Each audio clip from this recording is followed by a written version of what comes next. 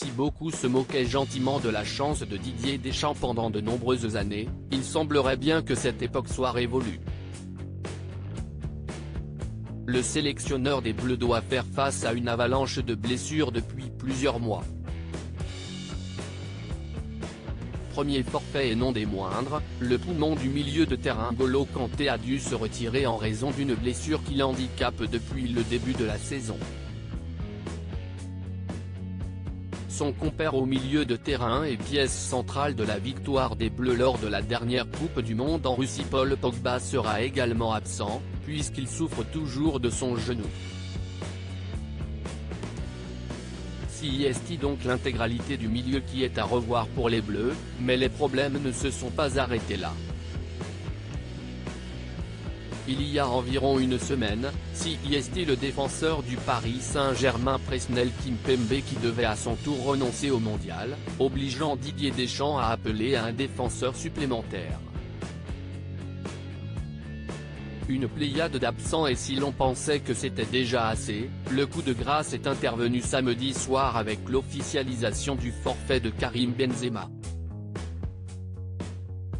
Si l'on savait qu'il s'entraînait à part depuis un moment en raison d'une gêne musculaire, le sélectionneur et les joueurs se montraient confiants sur sa participation, mais lors de l'entraînement, le tout récent Ballon d'Or a été victime d'une blessure à la cuisse.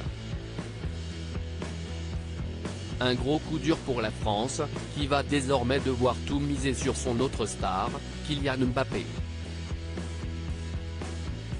Tu en avais besoin pour les matchs à élimination directe, donc je trouve ça dommageable.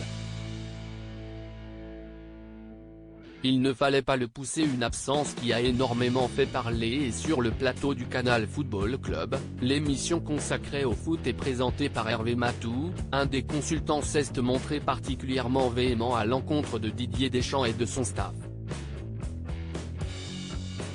Joueur de l'équipe de France entre 200e et 2013, Samir Nasri s'est dit convaincu que la situation aurait dû être mieux gérée en interne, lui qui a pu parler au téléphone avec Karim Benzema. La gestion a été mauvaise avec lui, assure l'ancien Marseillais, qui affirme que le joueur du Real Madrid est actuellement dépité. On n'avait pas forcément besoin de Benzema pour l'Australie, la Tunisie ou le Danemark. Si est un joueur qui te fait franchir un palier, tu en avais besoin pour les matchs à élimination directe, donc je trouve ça dommageable.